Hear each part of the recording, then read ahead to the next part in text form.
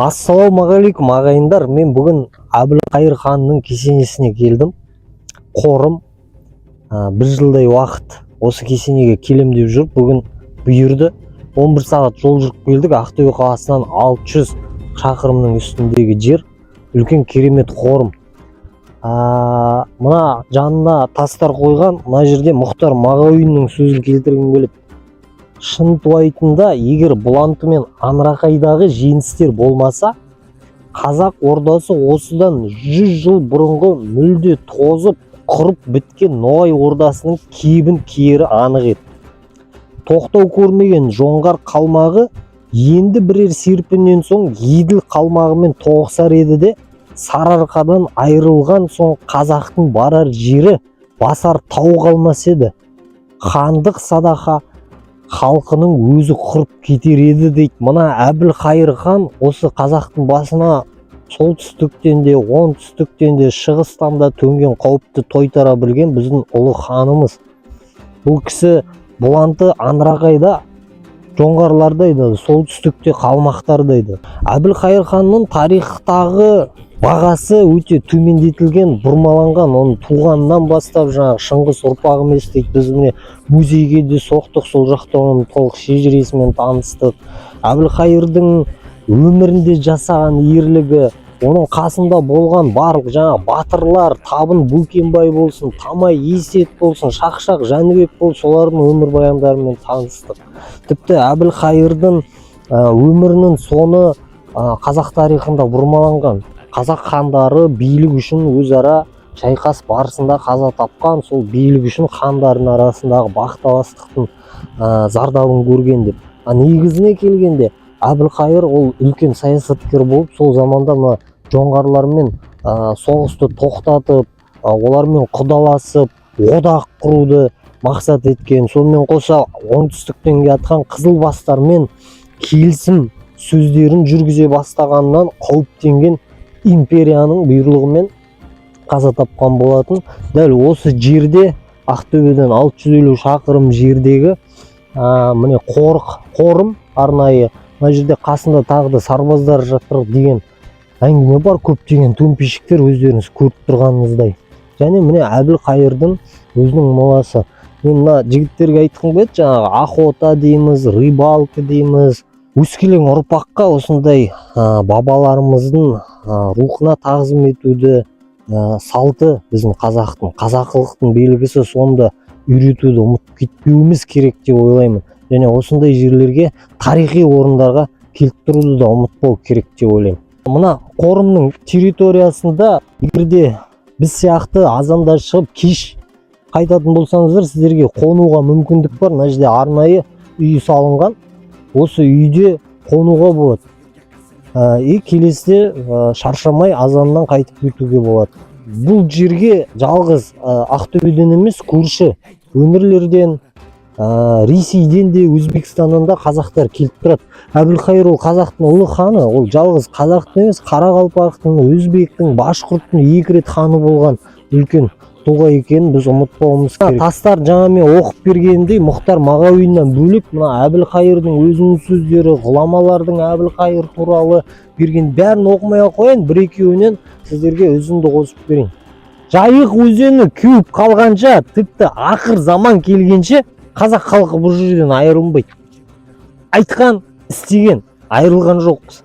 Қасында болған батырлары, мысалы Бөкенбай Табын руынан шыққан, Тамай Есет, Шақшақ Жәнібек, бұл кісілер біздің шекарамызды өте әдемі ұстаған еді.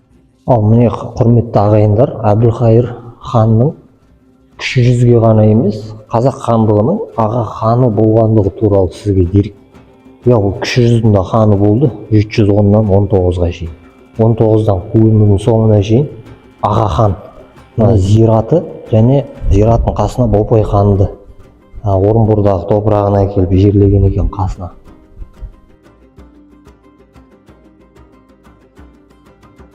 Ал мен бүгін Әбілқайыр ханның арнайы мұражайына келдім.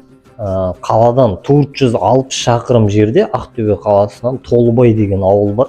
Хан моласына барар жолда кішігірім мұражай Толыбай ауылында. Әбілқайырдың мүсіні, Әбілқайырдың шежіресі.